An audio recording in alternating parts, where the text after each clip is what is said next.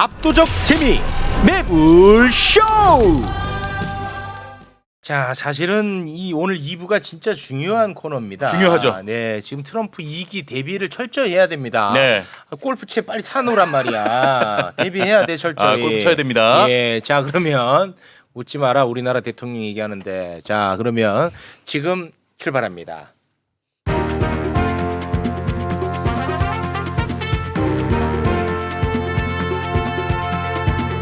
세계로 뻗을래요. 김준영 의원님 어서 오십시오. 안녕하십니까. 네, 반갑습니다. 반갑습니다. 자 그리고 김종대 전 의원님 어서 오십시오. 네, 안녕하세요. 네, 반갑습니다. 고맙습니다.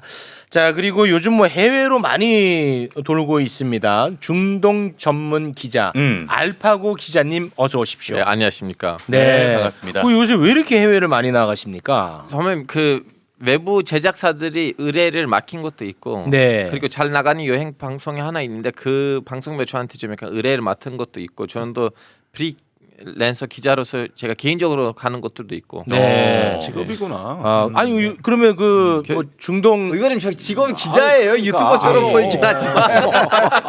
야, 그 중동 전쟁 관련한 네. 뭐 취재도 좀 계속 하고 계시는 건가요? 네, 이제 1년 전에는 레바논 사태가 있었잖아요. 네. 이제 1년이 지나갔기 때문에 이미 가라앉았죠. 이제 트라우마가 다 치료됐다고 보고 이번에 이스라엘 가요. 이스라엘을 가? 예. 왜?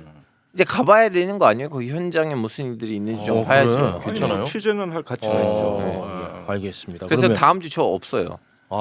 근데 다다음 주도 없다면 무슨 문제가 있다는 의미예요. 아이 그런 얘기 하지 말고 야, 그런 얘기를 왜 하냐. 네, 알겠습니다. 자, 그러면 오늘 트럼프 2기에 대한 이야기를 좀 나눠볼까 하는데 예. 무거운 얘기에 앞서서 트럼프 2기에 대비하기 위해서 첫 번째 대응 카드로 꺼낸 게 골프채였거든요. 그거는 뭐 제가 뭐 조롱하려고 하는 게 아니고 이거는 실제니까 네, 맞아요. 실제입니다. 저보다 좀 더 충격이 컸을 것 같아서 한번 여쭤봅니다. 두 분은 어떻게 보셨습니까? 아니 지금 착각하게는 게 뭐냐면요. 우리가 뭐 트럼프가 실용적이고 골프 좋아하고 이게 아니라 지금 완전히 이렇게 보시면 돼요. 1기 때는 충격이었고 사고였고 일탈이었지만 2기 때는 세상이 뒤집어지는 겁니다. 그게 뭐냐면 백인 중, 그러니까 우리는 미국 얘기하지만 여기는 인종주의와 그러니까 백인, 예. 그다음에 그래서 이제 히틀러하고 비교하는 거잖아요. 네. 그다음에 세 번째는 뭐냐면 혼자 마음대로 하겠다는 일종의 독재자의 탄생이에요. 전 세계 보면, 독재. 예. 이렇게 보시면 폭스뉴스나 팍스뉴스 한번 보세요. 가끔 유색 인종이 있지만 굉장히 정형화된 백인들 덩치 크고 늘씬한 지금 구성할 트럼프 2기도 그래요. 그러니까 그래요? 그러니까 윤석열 대통령이 골프를 친다고 해서 그다음에 1기 정부에 있었던 사람들 뭐 가서 그런 거 인연 찾아가 해본다고 해서 아무것도 될 일도 없고 저는 전혀 잘못 짚었다고 생각합니다. 그럼 트럼프의 마음은 1기 때와 완전히 다를 것이라고 오히려 보는군요. 역설적으로 우리가 이 맞서서 딜을 하고 뭐 도박에 가깝더라도 우리가 세게 나가지 않으면 완전히 쫄병이 되는 거고 제가 이렇게 표현합니다. 이거는 그때도 표현했어요. 그냥 빵 셔틀을 합니다. 그래요? 미국은 삥 뜯을 준비가 완벽하게 돼 있고 우리 대통령은 빵 셔틀 할 수밖에 없어요. 지금처럼 저런 식으로 하다가 골프 옆에 쳐 가서 뭐 골프 치는 게 무슨 의미가 있어요. 세상이 변했는데 미국이 완전히 변하고 우리한테는 엄청난 파고의 위기가 다가오는데 골프 연습하고 있다고요? 진짜 정신 못 차린 사람이에요. 그 골프채로 트럼프를 후들려 패버리려는 거. 차라리 차라리 그게 효과. 뭘 차라리 아니, 무슨 그런 논평. 네, 그런데 김 의원님 말씀하신 대로 지금 외교안보 인선으로 거명되는 인사들 보면 하나같이 네. 초강경 미국 우선주의자들입니다. 그러니까 미국이 마가 국가, 그 메이크 아메리카 그레이트 어게인 마가 국가로 완전히 통합이 됐고, 그다음에 지금 그 뭐 리처드 그릴렐, 오브라이언, 뭐 또 콜비, 젠 클리프 이 거명되는 외교안보에 인선되는 사람들이 단 한 명도 예외 없이 전부 다 초강경 미국 우선주의자들이다. 초강경이에요? 예.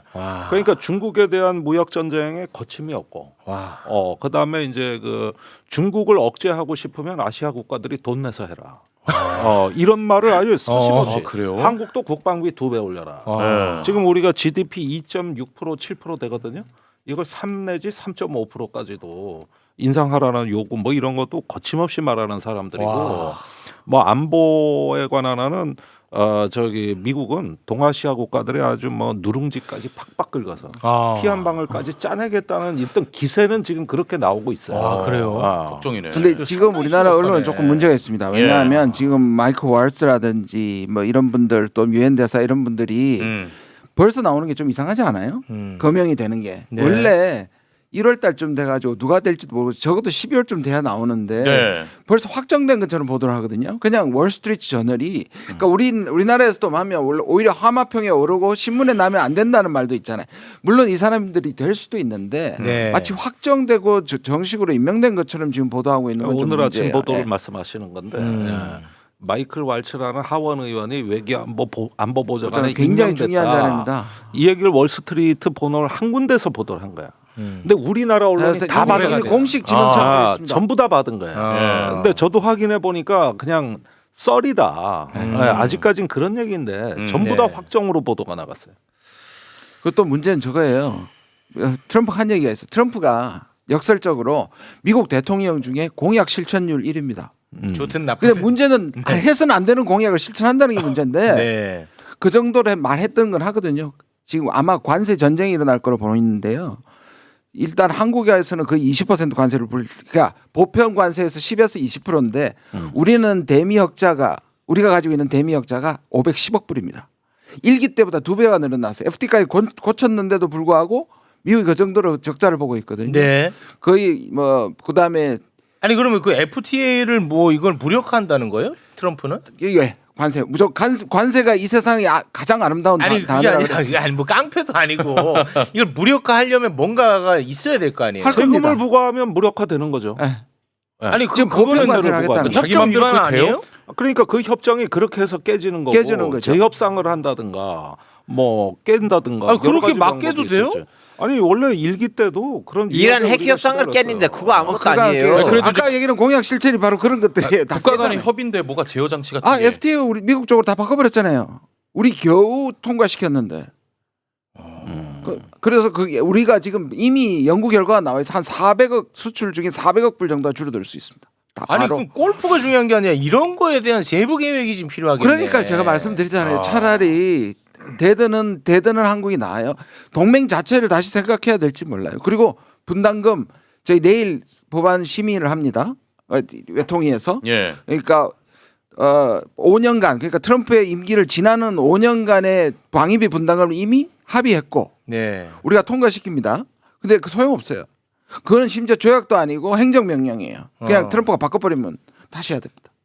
아니 만약에 그럼 트럼프가 지금 뭐 제가 숫자가 맞는지 모르겠는데 지금 한 1조 5천억쯤 되죠. 예, 그걸 근데 그거를 뭐 10조 뭐 이렇게 받겠다는 거잖아요. 네, 그럼 네. 그렇게 요구를 해와. 14조입니다. 환율이 올라서 14. 14조예요? 100억 달러. 14조 뭐 이렇게 요구한다고 쳐. 예. 그럼 이게 이제 어떤 식으로 되는 거예요? 우리는 못 내잖아요. 14조를 어떻게 냅니까? 1조 내다가. 그런데 낼지도 모르는 사람이랑 그 골프 치면서 그거 어떻게 대들겠어요?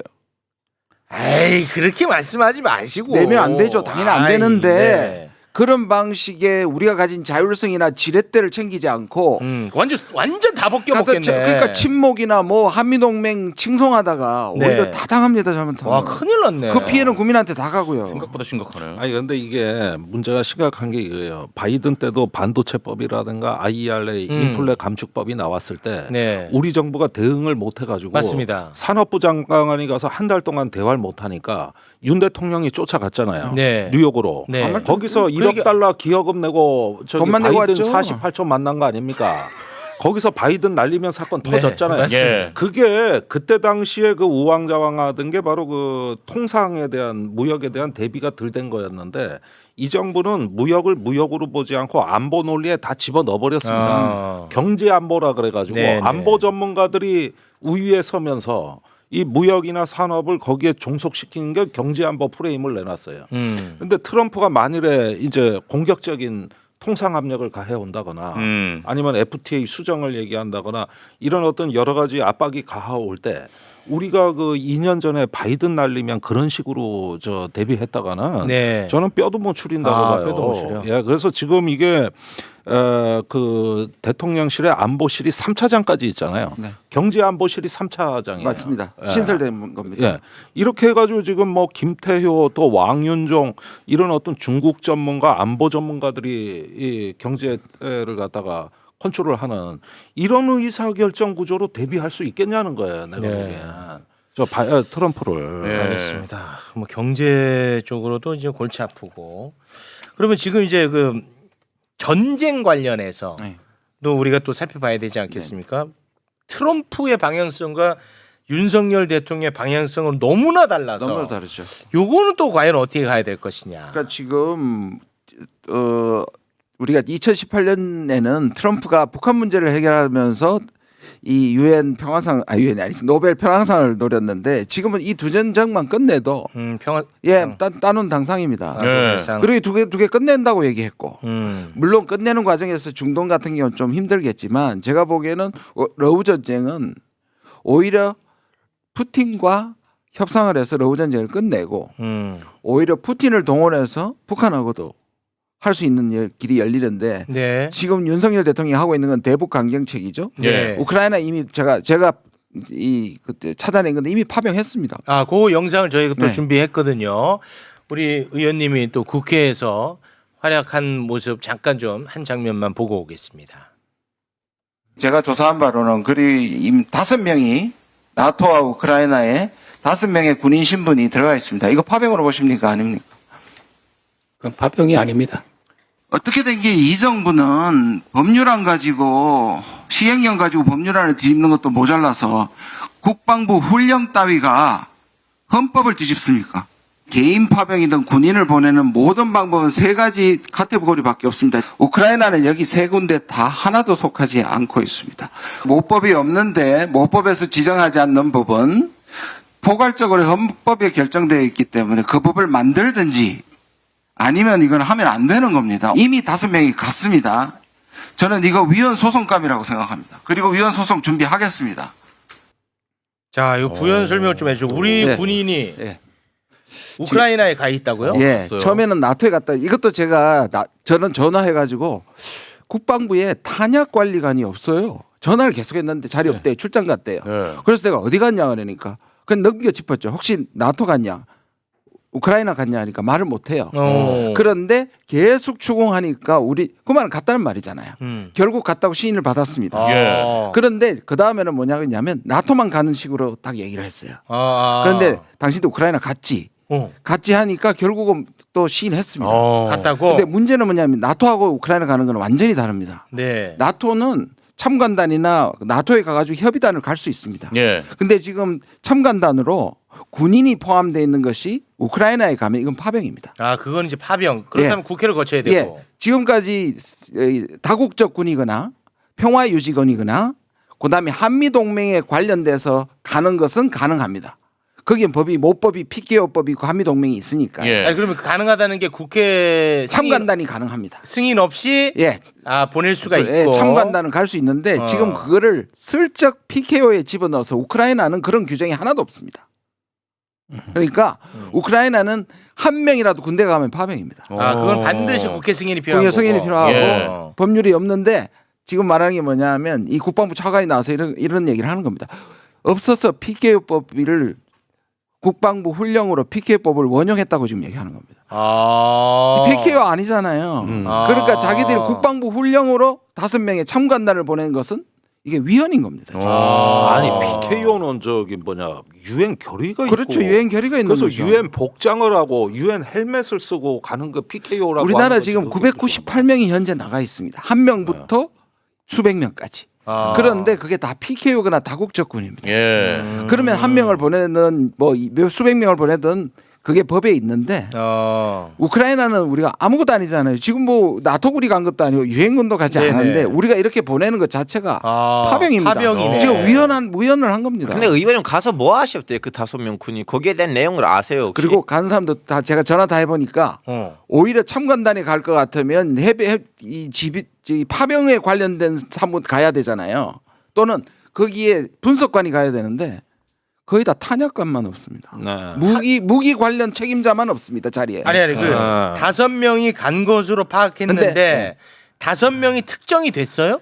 그걸 얘기를 안 합니다. 그것도 너무 이상해요. 그죠? 지금까지 PKO 이런 것들은 다 공식적으로 출장 행적 누가 갔는지 왜 어떤 임무인지 다 밝히게 되는데 이 5명의 신분도 안 밝히고 그다음에 행적도 안 밝히고 그러니까 지금 우리 제 의원실에서 계속 전화해가지고 추궁해서 하는데 결국 5명이 누군지는 확실하게 뭐 어렴풋이할 뿐입니다.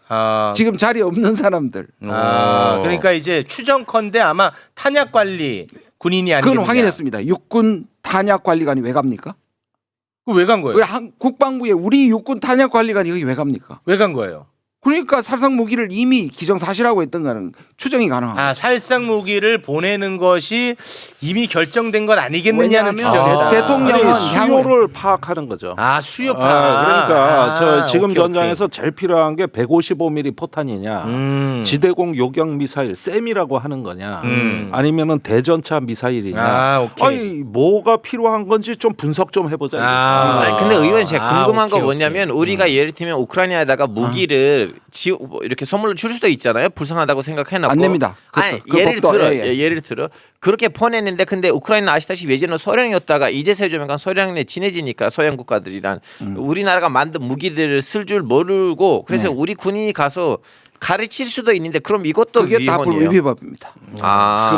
이게 중요한 지적인데 네. 차라리 포탄 같은 소모품을 보내면은 물건만 보내도 돼요. 네. 근데 예컨대 우크라이나가 요구하는 지대공 미사일 같은 건 첨단 시스템이에요. 그러면 당연히 파병을 해야 돼. 이거 운용 숙달을 어떻게 우크라이나군이 이 무기를 하루 아침에 다뤄? 그렇죠. 훈련도 시켜줘야 되고 매뉴얼도 제공해줘야 되고 해줘야 되기 때문에 오히려 방어 무기만 뭐 고려한다 이런 얘기도 있는데. 그러면 이게 병력 파병 개연성이 더 높은 거예요. 이미 파병했다니까요. 이거 지금 거짓말하고 있다니까요. 아니 근데 윤석열 대통령은 지금 트럼프 당선인이 전쟁을 단성된 끝내겠다고 거 알고 있잖아. 그러니까요. 그리고 전쟁 24시간 안에 끝낸다는 것도 알고 있잖아. 예. 그러면 이제 다시 전화해서 야 다시 돌아와라 해야 되겠네. 그렇죠. 당연히 그래야죠. 지금 전쟁 끝내고 나면 우리는 한러 관계는 파탄 나 있고 전쟁은 끝남고 완전히 넓은 들판에 혼자만 남는 겁니다. 지금 바보처럼.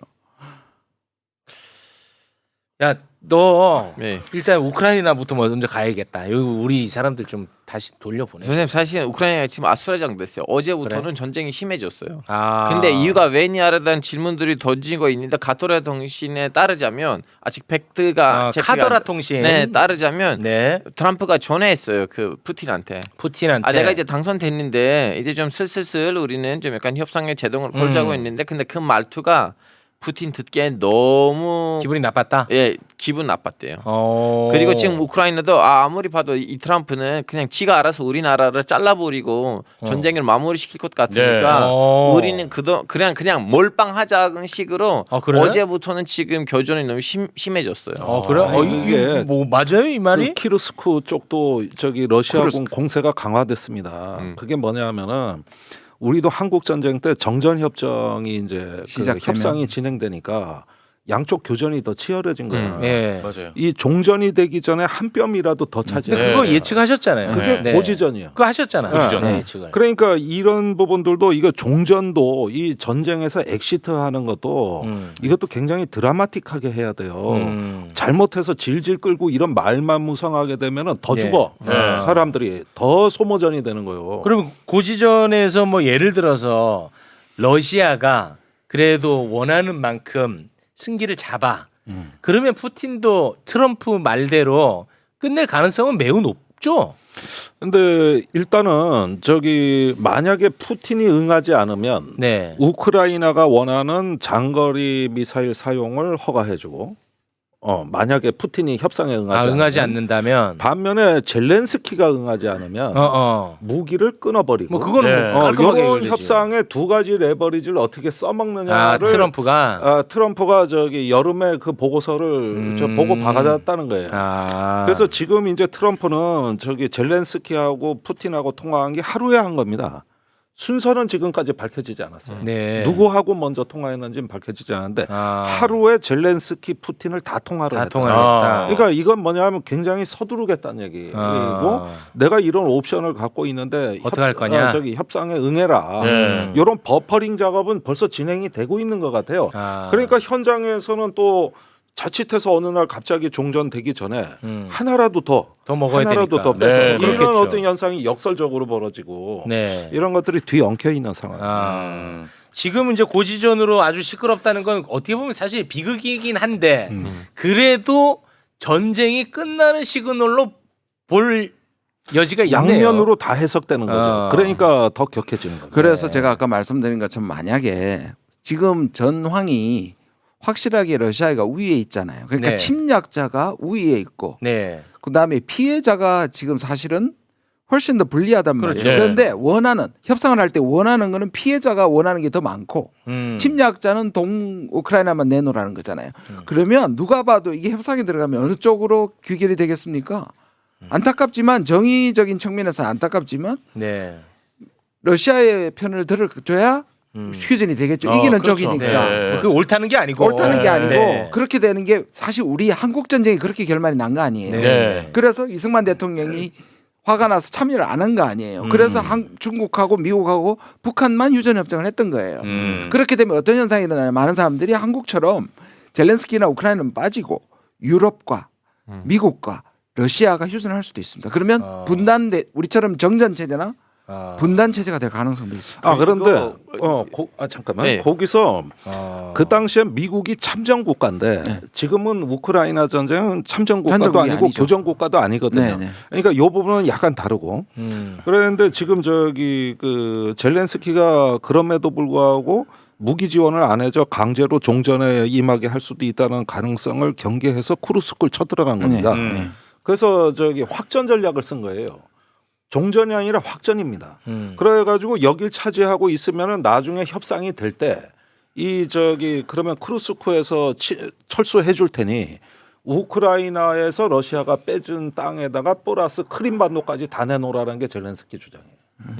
그럼 이건 미국이 이건 도저히 이거 맞춰줄 수가 없거든요. 맞출 수가 없고. 그러니까 아마도 제 생각에는 크루스코에서는 우크라이나가 빠져나가고 크림반도는 현상 유지하고 전선은 현재 교착된 경계선을 기준으로 해서 그걸로 일단 모색하지 긋고. 않을 겁니다. 근데 그리고 트럼프가 영토보다 중요한 게 평화라 그랬어요. 네. 근데 의원님 이제 트럼프의 문서들이 유출되는데 거기 나와 있는 플랜이 뭐냐면 지금 동부 지역이 있잖아요. 거의 5분의 1 정도를 지금 러시아가 차지하고 있는데 그걸 이제 러시아가 가지고 가고 크림반도는 뭐 이미 날아갔었고 그리고 그 사이에다가 유럽 평화 유지군을 배치하고 거기에다가 우크라이나 군을 다 빠지고 그리고 우크라이나는 20년 동안 나토 가입을 입에다가 담지 않는 걸로 나와 있는데 그럼 우크라이나 사람들 보기에는 야 전쟁 시작하기 전에 러시아가 우리한테 요구했던 것들이 이것보다 더 나은 요구들이었는데 우리는 그걸 반대하니까 거부하니까 전쟁을 했는데 그렇지. 이거가 지금 병화의 내용이라면 그럼 우리는 뭐하러 전쟁했어요? 젤렌스키는 이제 뭐 끝난다고 봐야지. 그렇죠. 반발하겠죠. 그럼 네. 젤렌스키 끝난다고 봐야 돼. 그리고 한 가지 더 쿠르스크는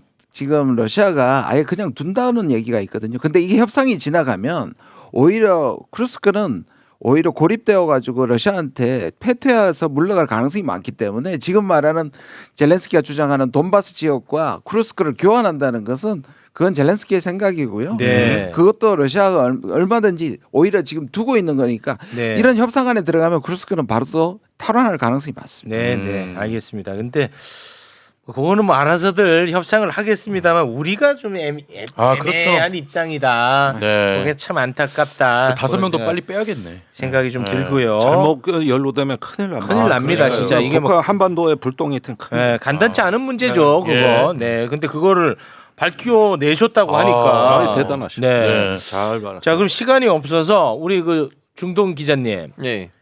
그 지금 뭐 이스라엘 그쪽은 어떻습니까? 선생님 일단은 이스라엘에서 이제 트럼프 당선을 보니까 자꾸 이제 바이든의 눈치를 봤던 국방부 장관을 날렸고요. 외교부 장관을 국방부 장관에다가 앉혔어요. 나테냐후 총리는. 그러니까 누구를 날리고 누구를 앉혔다고? 갈란트 국방부 장관은 걔는 성향이 어떤 성향이에요? 매우 강경파죠. 야, 다 강경파인데 근데 이분이 논리적인 사람이고 말이 통하는 사람이에요. 강경파인데 말 통하는 애 날리고. 예, 미국하고 말이 잘 통해. 미국의 말이 통하고 미국이랑 대화되는 애였어. 네. 근데 얘 날리고. 그 사람은 날리고 바로 그 당선이 확실해지기 1시간 전에. 그리고 누구를 넣었어? 거기에다가 외교부 장관을 앉혔고요. 걔는 말이 안 돼 미국이랑? 뭐 나름 강경파이니까 아마 트럼프랑 더 친해질 독자적인 거예요. 독자파. 독자파요? 네. 네타냐후가 독자파예요. 네. 그러면 이건 이제 트럼프를 그러니까 생각하고 윙크한 거죠. 윙크한 거예요. 그리고 그거. 더 심각한 거 뭐냐면 미국에다가 보냈던 대사를 교체시켰어요. 그 어떤 사람인데 어떤 사람으로? 그분이 불법 정착전 주민들의 인권을 다루는 아주 그 우파 정치분이에요. 뭐라고? 그 이스라엘에서는 그 팔레스타인 동네에서 불법 정착촌들이 있거든. 70만 명이 사는데 이제 그 사람들은 사실은 말 그대로 불법 정착촌민이에요. 네. 근데 이제 원래 나가야 돼요 그쪽 동네를. 근데 예전에는 이스라엘이 뭐 어떻게 해서 그 사람들 거기다 앉혔거든요. 네. 이제 그 사람들의 인권을 다루는 사람인데 그런 운동을 하는 사람들은 그 우파 사람들이에요. 예. 그래서 너무나 강력한 사람을 미국 대사로 보냈어요. 이건 이제 이스라엘이 트럼프가 오니까 내가 더 강력하게 나가겠다는 얘기인데, 근데 동시에도 지금 트럼프가 정권이 뭘 했냐면 그동안 우리는 이스라엘한테 따지면 안 되고 이스라엘이 주문하는 모든 무기들을 갖다 줘야 되고 이스라엘이 원하는 돈은 다 갖다 줘야 된다는 말을 했던 엘리세 스테판이라는 좀 비교적으로 나이가 어린 여자분이 있는데 하원이었거든요. 예. 이분을 아마도 유엔 대사에다가 앉힐 오늘 기사가 예정이에요. 나왔어요. 그것도 이제 하마평인데요. 네. 근데 여기서 좀 봐야 되는 게 뭐냐면 트럼프 장남 도널드 트럼프 주니어가 한 얘기에 조금 초점을 둬야 돼. 한국에 왔던 그런 아들이에요? 다른 아들이요? 큰 아들이 왔었나요? 잘 모르겠는데. 사위가 왔었잖아. 근데 아니 아들 왔었잖아요. 여의도에. 그랬었나요? 그 교회 왔었죠 교회. 네. 근데 여기서 뭐냐면 네오콘을 배제하겠다 그랬어요. 일기 정부에서 네오콘 특히 꼭 짚어서 니키 헤일리하고 그다음에 폼페이오는 안 한다 그랬고 트럼프가 가장 많이 욕한 사람이 볼튼이에요. 이 말은 뭐냐면 이들을 월망걸이라 그래가지고 이들은 이 전쟁 광이라고 했어요. 그러니까 지금 네타냐후는 잘못 생각할 수 있어요. 정확해. 일기 때는 그 친이스라엘 그런 걸 했지만 실제로 지금 트럼프는 지금 전쟁은 막는 것이 트럼프입니다. 그렇게 보면 지금 네타냐후는 오히려 트럼프가 되기를 원했지만 실제로 자기가 생각하는 트럼프처럼 자기를 도와주지 않을 여기 것이다. 뒷받침할 만한 몇 가지 서양이 있는데 이제 다들 트럼프의 쿠시너 사위를 스포트라이트로 두거든요. 유태인 사위. 근데 트럼프의 또 아랍 사위도 있어요. 레바논 출신. 둘째 딸. 예, 둘째 딸에. 그리고 그 사위를 이용해 가지고 미시간에 있는 그 아랍 유권자들을 끌어당겼다가 하는 말도 있고. 그리고 트럼프는 말씀하신 것처럼 빨리 이스라엘 너 거기서 전쟁을 마무리하는 거지. 근데 이스라엘이 전쟁만 마무리되면 끝이 아니고 이스라엘 하고 싶은 작업들이 있어요. 중동에서 뭐 이란이라든가 아니면 시리아, 이라크 안에서 그 제거 작업이라든가. 근데 이스라엘 트럼프는 거기에 대한 반대 의향을 갖고 있고 사실은 자기 정권 때는 트럼프는 시리아 안에 있는 군인들을 빼려고 했는데 트럼프가 펜타곤을 막아놨어요. 그래서 이번에는 펜타곤 말 안 들을 거 아니에요. 빼. 그러면 시리아에 있는 군인들을 다 빼면 그거는 이스라엘이 원하진 않아요. 이제 그래서 일단은 단기적으로는 이스라엘은 호흡이 좋겠지만 장기적으로 봤을 때는 부딪힐 것들이 있을 거고 그러니까 마지막으로도 트럼프는 좀 뒤끝이 있는 사람이잖아요. 본인이 지난 선거를 불법 선거라고 했고 이거는 무효다라고 했는데 제일 먼저 바이든한테 전화해서 축하했던 사람이 나타냐후였거든요. 그걸 보고 트윗을 날렸어요. 내가 그렇게 무리한 요구들을 수행시키고 그렇게 나타냐후한테 잘해줬는데 너가 이렇게 나타냐후가 하냐? 나한테 선물로 이렇게 해줬다고 잊지 않을 거야. 알겠습니다. 자, 그럼 오늘은 여기에서 마무리를 짓겠습니다. 아무튼 5명 빨리 빼와라. 네, 빨리 빼와야 돼요 지금. 그럴 때 그리고 골프 칠 때가 아니야. 골프채 아니야. 골프채 압수하고 5명 다시 돌려. 지금 그럴 때가 아니라고 상황이 너 들어보니까 알겠지. 아, 진짜 심각한 것 같아요. 심각합니다. 진짜. 네. 자 그럼 여기서 마무리 짓겠습니다. 함께해 주신 세 분 대단히 고맙습니다. 감사합니다. 감사합니다.